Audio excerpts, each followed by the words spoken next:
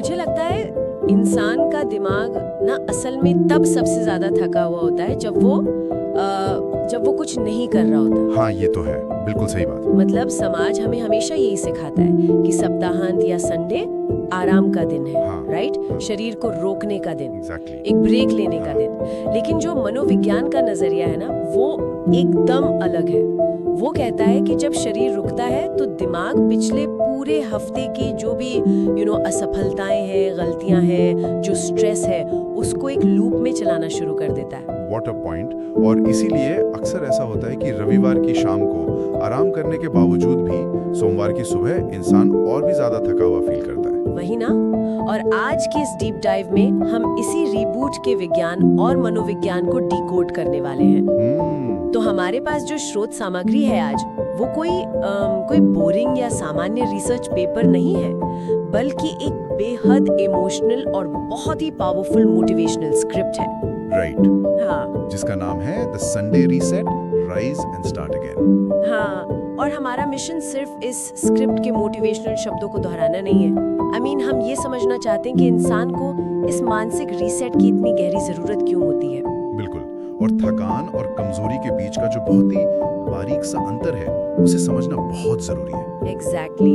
हम यही देखेंगे कि कैसे सिर्फ एक दिन का ठहराव पूरी मानसिकता को, पूरे माइंडसेट को पलट कर रख सकता है। सच बताऊं तो इस स्रोत की सबसे बड़ी खूबी मुझे यही लगी कि ये सिर्फ हवाई बातें नहीं करता। हाँ, वो जो फेक हाइप होती है, राइट।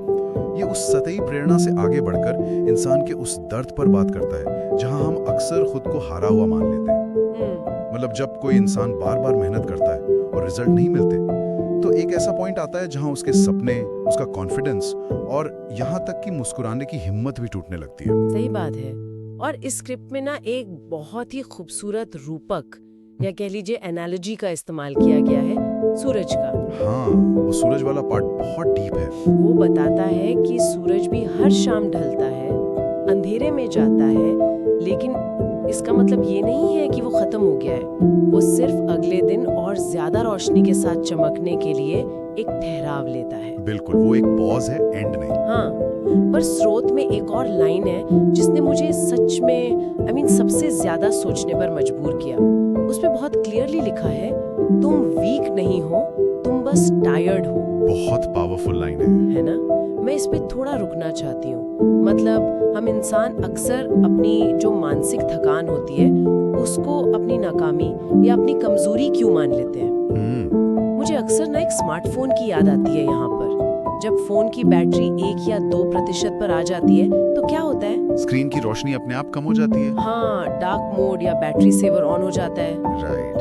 एप्स काम करना बंद कर देते हैं। बिल्कुल। तो उस वक्त कोई भी इंसान ये नहीं सोचता कि उसका फोन हमेशा के लिए खराब हो गया है। बिल्कुल नहीं। उसे पता होता है कि फोन को सिर्फ चार्जर से प्लग इन करने की जरूरत है। लेकिन जब बात हमारे खुद के दिमाग की आती है, तो हम खुद को प्लग इन करने की बजाय खुद को ही खराब क्यों घोषित कर देते हैं? ये स्मार्टफोन वाली एनालॉजी आपने बहुत कमाल की दी है। और इस सवाल का जो जवाब है ना, वो हमारे विकासवादी मनोविज्ञान यानी एवोल्यूशनरी साइकोलॉजी में छुपा है। अच्छा, वो कैसे? देखिए, जब हमारे शरीर या दिमाग में एनर्जी का लेवल बहुत कम हो जाता है, तो हमारा ब्रेन रिसोर्स कंजर्वेशन मोड में चला जाता है। जैसे फोन का बैटरी सेवर। एग्जैक्टली, वही सेम चीज। मस्तिष्क हमारे उत्साह को, हमारी मोटिवेशन को और फैसले लेने की क्षमता को कम कर देता है। क्यों? ताकि जो बची हुई एनर्जी है उसे बचाया जा सके। ओके, तो ये एक डिफेंस मैकेनिज्म है। हाँ, पर प्रॉब्लम क्या है पता है? प्रॉब्लम ये है कि इंसान का जो सचेत मन है, जो कॉन्शियस माइंड है, वो इस बायोलॉजिकल रिएक्शन को गलत तरीके से पढ़ लेता है। आई सी। वो इस थकान को अपनी क्षमता की कमी मान लेता है। उसे लगता है कि शायद मेरे अंदर ही कोई कमी है। मतलब जिसे हम अपनी पर्सनल फेलियर समझकर इतना दुखी हो रहे होते हैं, वो असल में हमारे दिमाग का एक सर्वाइवल मैकेनिज्म या एक सुरक्षा कवच है। बिल्कुल सही। और यही पर ना समाज का जो नजरिया है, वो चीजों को और टॉक्सिक बना देता है। हाँ, वो हसल कल्चर वाली बात। राइट।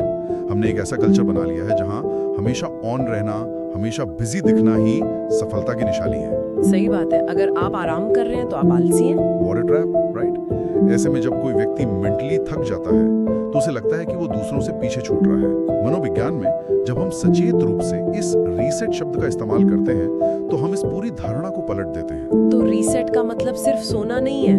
नहीं, रीसेट का मतलब है ये एक्सेप्ट करना कि धीमा पढ़ना कोई बग या दोष नहीं है, ये हमारे सिस्टम का एक बहुत ही जरूरी फीचर है। वाह, फीचर है, बग नहीं। हाँ, और जब इंसान ये समझ लेता है तो वो उस भारी गिल्ट या अपराध बोध से आजाद हो जाता है जो थकान के टाइम पर महसूस होता है। ये बहुत ही दिलचस्प है, लेकिन मुझे यहाँ ना एक बात थोड़ी खटक रही है। हाँ हाँ, बताइए।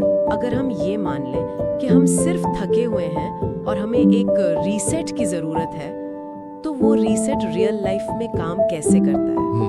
क्योंकि जो स्क्रिप्ट है वो आगे अनुशासन के टूटने की बात करती है। अगर किसी इंसान की प्लानिंग बिल्कुल वैसे काम नहीं कर रही जैसा उसने सोचा था, जो कि अक्सर होता ही है। हाँ, अगर उसका दुनिया से भरोसा उठ गया है या उसे लगातार इग्नोर किया जा रहा है, तो ऐसे में एक संडे सिर्फ एक छुट्टी कैसे रह सकता है? राइट। स्रोत कहता है कि ये संडे एक रिमाइंडर है खुद को दोबारा जोड़ने का, और इसमें एक बेहद डीप लाइन है। जिंदगी परफेक्ट नहीं होती, लेकिन तुम्हारी फाइटिंग स्पिरिट परफेक्ट हो सकती है। ये लाइन, सच बताऊं तो ये लाइन इस पूरे एनालिसिस का सेंटर पॉइंट है, क्योंकि ये परफेक्शन और फाइटिंग स्पिरिट के बीच एक बहुत ही क्लियर बाउंड्री खींचती है। आज के टाइम में ये जो परफेक्शन है ना, ये एक बहुत बड़ा मनोवैज्ञानिक जाल बन चुका है। एग्जैक्टली, मैं इसी जाल पर बात करना चाहती थी। आज आप सोशल मीडिया देखें, चारों तरफ परफेक्ट रूटीन की एक अजीब सी सनक छाई हुई है। हाँ, वो 5 AM क्लब और परफेक्ट डाइट प्लान्स। बिल्कुल, सुबह 5 बजे उठने का time table, perfect workout plan, green juice. अगर किसी इंसान ने 5 दिन जिम जाके छठे दिन पिज्जा खा लिया, तो उसका दिमाग उसे क्या बोलता है?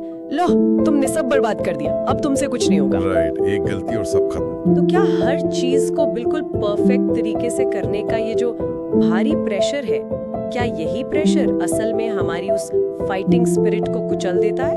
आपने बिल्कुल सही नब्ज पकड़ी है यहाँ पर। परफेक्शन की सबसे बड़ी प्रॉब्लम ये है कि वो बहुत ही नाजुक होता है, बहुत फ्रेजाइल। शीशे की तरह। एग्जैक्टली, शीशे की तरह।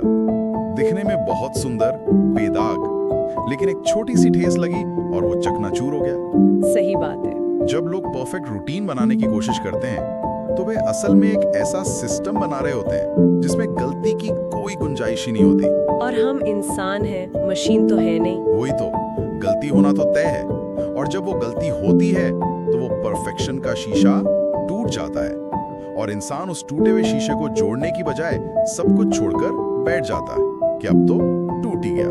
तो फिर ये जो फाइटिंग स्पिरिट है, ये इससे अलग कैसे है? बहुत अलग है। क्या ये हमें इस बात की आजादी देती है कि हम गलतियां कर सकें? फाइटिंग स्पिरिट असल में एक साइकोलॉजिकल फ्लेक्सिबिलिटी है, लचीलापन। ये रबर की गेंद की तरह है। ओके, रबर की गेंद। हाँ, जब इसे जमीन पर पटका जाता है तो ये टूटती नहीं है, ये बाउंस बैक करती है, वापस ऊपर आती है। वाओ। स्क्रिप्ट यही समझाने की कोशिश कर रही है कि लाइफ में आपके फाइनेंसेस खराब हो सकते हैं, फिटनेस बिगड़ सकती है, रिश्ते टूट सकते हैं, ये सब परफेक्ट नहीं है। लेकिन गिरने के बाद उस जीरो से दोबारा शुरू करने का जो फैसला है, वो जो उम्मीद है, वो परफेक्ट हो सकती है। मतलब हार ना मानना ही असली परफेक्शन है। एग्जैक्टली।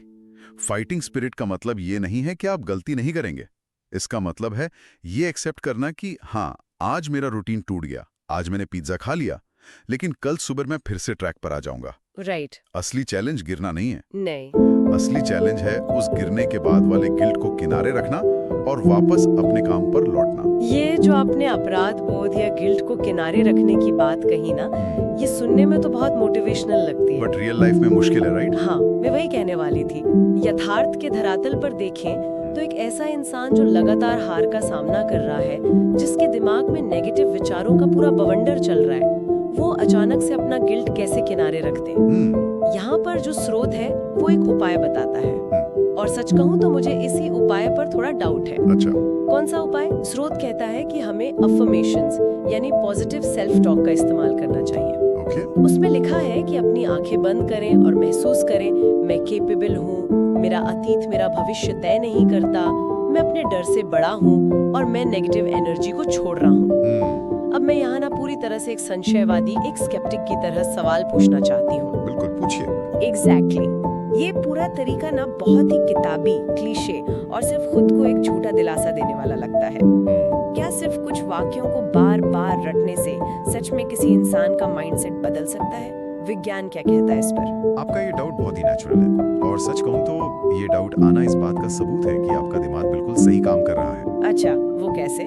क्योंकि अफर्मेशंस को इंटरनेट पर अक्सर एक जादू की छड़ी की तरह बेचा जाता है, जो कि वो बिल्कुल नहीं है। थैंक गॉड आपने कहा। हाँ, इसे समझने के लिए हमें थोड़ा ब्रेन की न्यूरोलॉजी में जाना होगा।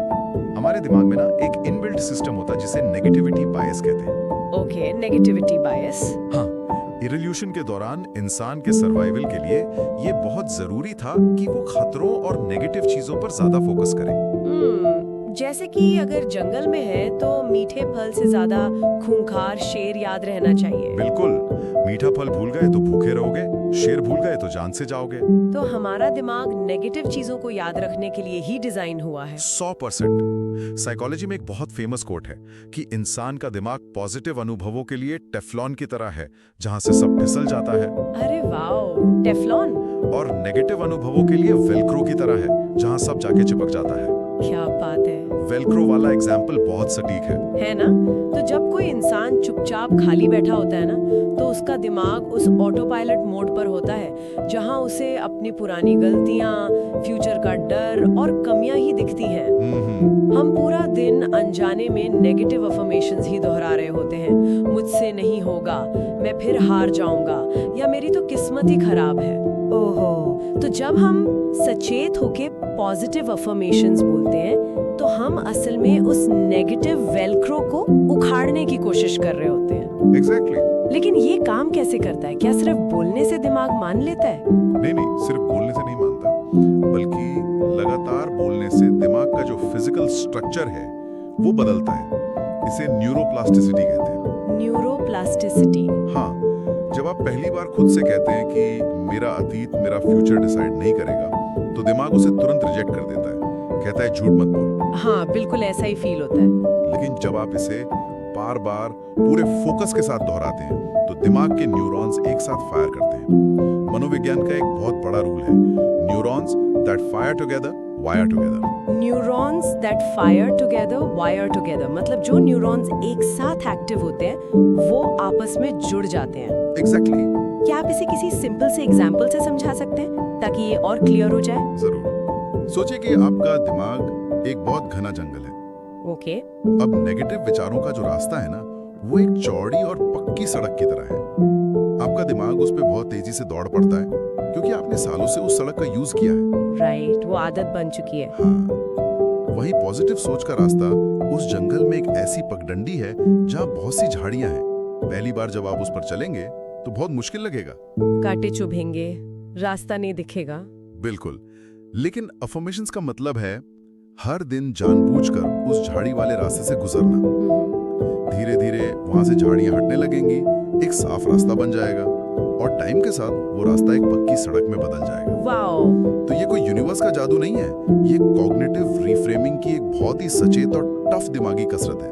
आप अपने माइंड के सॉफ्टवेयर में से पुराना कोड डिलीट करके नया कोड लिख रहे हैं। ये व्याख्या ना पूरी तरह से नजरिया ही बदल देती है ना? मतलब जब कोई इंसान एफर्मेशंस बोल रहा है तो वो कोई ख्याली पुलाव नहीं पका रहा है, वो ब्रह्मांड से कोई जादू की उम्मीद नहीं कर रहा है। बिल्कुल नहीं। वो बस अपने दिमाग के न्यूरल पाथवेज में मैन्युअली डेटा एंट्री कर रहे हैं। ये तो एकदम जिम में बाइसेप्स बनाने जैसा हो गया, अपनी मेंटल फ्लेक्सिबिलिटी की मसल को मजबूत करना। एकदम सटीक समरी दी आपने।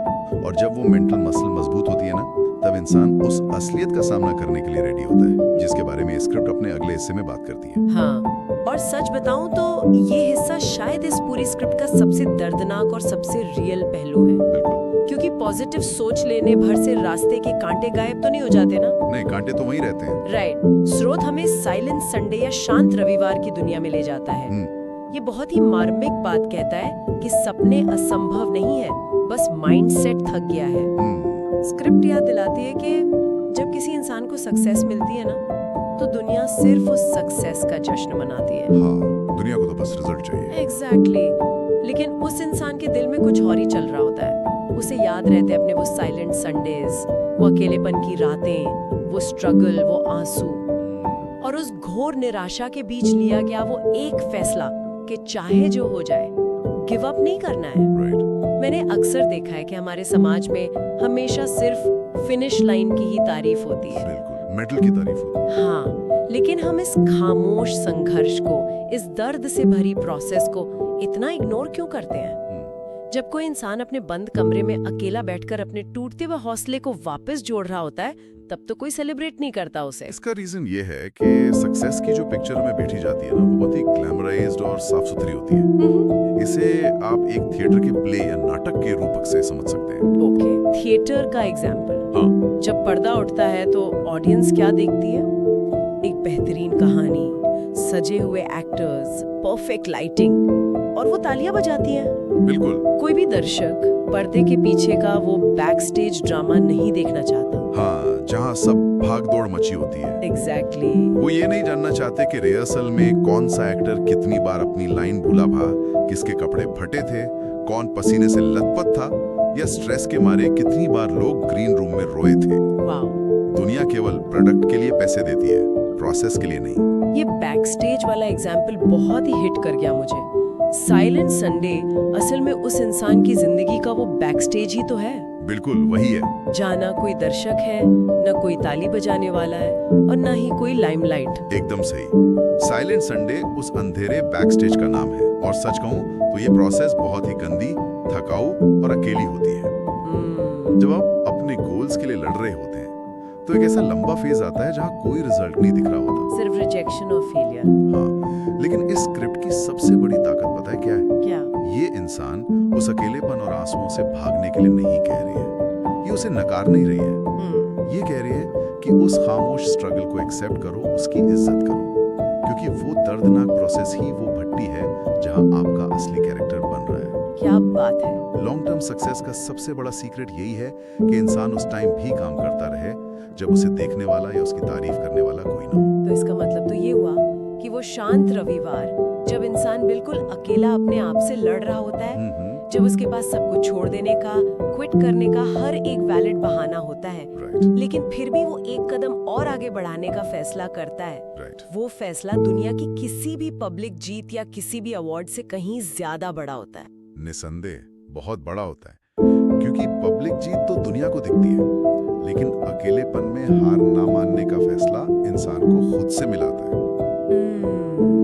ये सेल्फ रिस्पेक्ट का सबसे प्योर फॉर्म है, जब आप खुद से किया हुआ कोई ऐसा प्रॉमिस निभाते हैं जिसे आपके अलावा कोई और जानता ही नहीं है, तो आपका कॉन्फिडेंस एक ऐसी ठोस नींव पर खड़ा हो जाता है जिसे कोई बाहरी फेलियर नहीं हिला सकती। बहुत डीप बात कही आपने, और इसी आत्मसम्मान की ठोस नींव के साथ हम इस डीप डाइव के कंक्लूजन की तरफ बढ़ते हैं। बिल्कुल। स्क्रिप्ट के एंड में एक नए हफ्ते के लिए खुद से एक बहुत ही क्लियर वादा करने की बात कही गई है। हाँ, एक कमिटमेंट। राइट। अपनी लाइफ से फालतू चीजों को छांटने का वादा, बहाने कम और एक्शन ज्यादा। दूसरों की फेक लाइफ से अपनी तुलना कम और अपना सेल्फ रिस्पेक्ट ज्यादा। क्या बात है। मन में बैठा हुआ डर कम और अपने आप पर विश्वास ज्यादा। लेकिन जो बात मुझे सबसे ज्यादा टच कर गई वो है इसका final message. Never underestimate yourself. Exactly. खुद को कभी कम मत आंकना, क्योंकि जो कहानी खत्म हुई लग रही है ना, शायद असली चैप्टर तो वहीं से शुरू होने वाला है। और लास्ट में ये स्रोत एक बहुत ही पावरफुल संकल्प लेने को कहता है, आई विल राइज अगेन। मैं फिर से उठूंगा। अगर हम आज की इस पूरी चर्चा को, इसके सारे साइकोलॉजिकल और इमोशनल पहलुओं को एक जगह समेटें, तो सबसे बड़ा टेकअवे यही निकलता है कि थकावट कोई फुल स्टॉप नहीं है। ये जिंदगी के वाक्य में सिर्फ एक कॉमा है, एक ठहराव। राइट। जब कोई भी इंसान इस बात को गहराई से समझ लेता है कि उसकी थकावट उसकी वीकनेस नहीं है, जब वो परफेक्शन के जाल से बाहर निकलकर इस फ्लेक्सिबिलिटी को अपना लेता है, तो वो सच में अपनी हार को एक रीसेट बटन की तरह इस्तेमाल कर सकता है। बिल्कुल। ये माइंडसेट इंसान को खुद को माफ करने की आजादी देता है। ये बिलीव देता है कि हमारा पास्ट चाहे कितना भी खराब क्यों न रहा हो, हमारे फ्यूचर की स्क्रिप्ट नहीं लिखता। ये आजादी सच में बहुत कीमती है। चाहे कोई इंसान कोई बड़ी कंपनी चला रहा हो, किसी टफ एग्जाम की तैयारी कर रहा हो, या बस अपने डेली लाइफ की उलझनों से लड़ रहा हो। राइट। ये समझ के रीसेट करना एक वैज्ञानिक और मनोवैज्ञानिक जरूरत है। ये इंसान को अपनी कहानी का लेखक खुद बनने की पावर देती है। बिल्कुल सही कहा। आज हमने इस स्रोत के जरिए एक संडे रीसेट के असली मतलब को समझा। ये जाना कि ये सिर्फ अलार्म बंद करके सोने का दिन नहीं है, बल्कि ये अपने बैक स्टेज की गंदगी को साफ करने का एक मौका है। हमने न्यूरोप्लास्टिसिटी के जरिए अफर्मेशंस का साइंस समझा और उस फाइटिंग स्पिरिट की अहमियत जानी जो बार बार जीरो से स्टार्ट करने की हिम्मत देती है। लेकिन इस डीप डाइव को खत्म करने से पहले मैं एक ऐसा विचार छोड़कर जाना चाहती हूँ जो इस पूरी स्क्रिप्ट की फिलॉसफी को एक कदम और आगे ले जाता है। ओके, बताइए। हम लगातार संडे रीसेट की बात कर रहे हैं, संडे को आराम, संडे को नई शुरुआत।